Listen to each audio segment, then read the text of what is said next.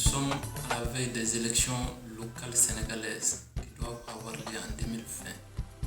Quel constat faites-vous par rapport à l'implication de la jeunesse sénégalaise et relativement à ces élections locales?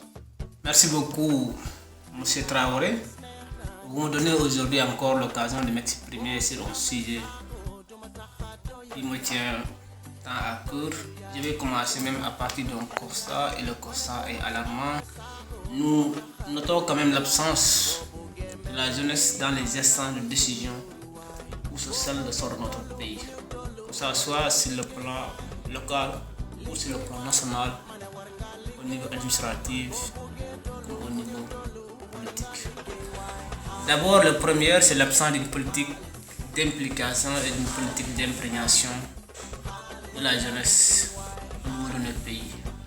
L'autre facteur, c'est l'absence d'une prise de conscience de la jeunesse, que ce soit sur le côté culturel, historique, social et même aussi des défis du XXIe siècle.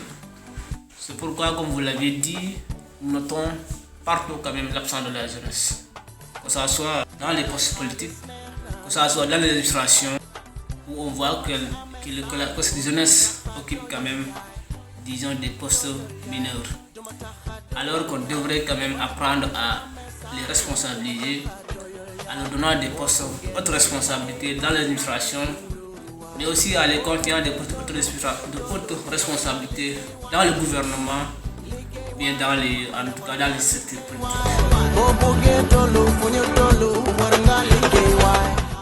Quelles sont les causes réelles de la non-implication de la jeunesse dans la prise en charge des affaires de la cité?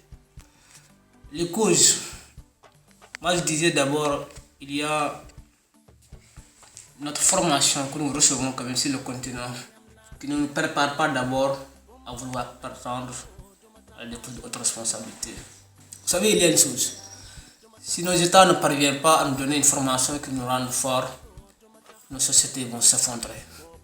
Parce que c'est à la partie de la formation, à la sortie de la formation, l'étudiant qui sur l'université devait être apte à prétendre à de hautes responsabilités ou bien à occuper des postes de haute responsabilité.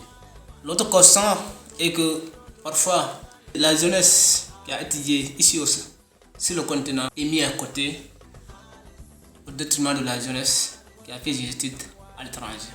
L'autre constat majeur, comme je l'avais dit, qui mérite d'être souligné, c'est qu'il y a l'absence quand même d'une politique d'imprégnation et une politique d'implication qui devrait aider la jeunesse à, dès la sortie de l'université, à intégrer le monde professionnel et à prétendre à des postes de haute responsabilité. Par exemple, au Sénégal, surtout dans les entreprises, vous voyez rarement la jeunesse occuper des postes de responsabilité.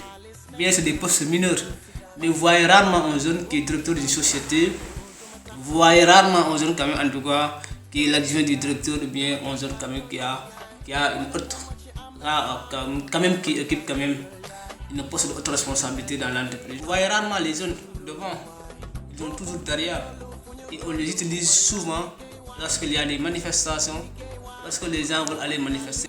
Donc les jeunes doivent aller se former avant aussi de venir des programmes de l'administration, bien d'intégrer les partis politiques, bien même de prétendre à être dans le gouvernement.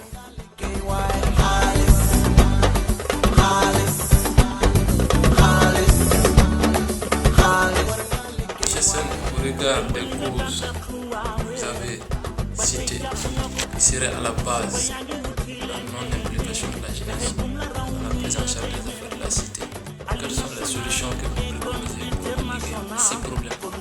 D'abord, M. Traoré, avant d'entrer dans le fond des solutions, je voudrais lancer un appel à la jeunesse.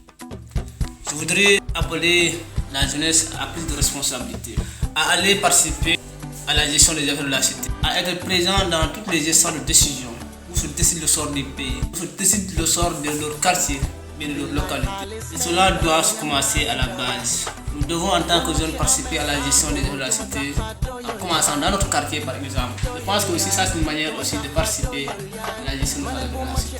Cependant, nos États devraient mettre en place aussi des politiques législatives sociales qui permettent de protéger les jeunes et de pouvoir les pousser à être dans ces postes de responsabilité que j'ai dit conseiller ou maire.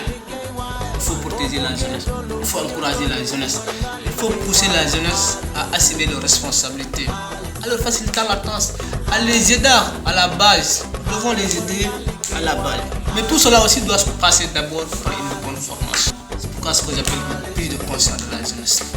Les pays développés, à un moment donné de l'histoire, ont misé sur la jeunesse. Et c'est cette jeunesse-là qui aujourd'hui, devant de la scène, assume ses responsabilités et qui est dans la gestion des affaires de la cité. Donc moi je vois mal dans l'administration, dans les postes politiques, dans le gouvernement, où il y a toujours des vieux qui sont devant. On compte toujours de l'ancienneté et qu'on met derrière la jeunesse. La jeunesse qui doit assumer la relève de demain. Avec ça, je ne pense pas que nos États vont développer.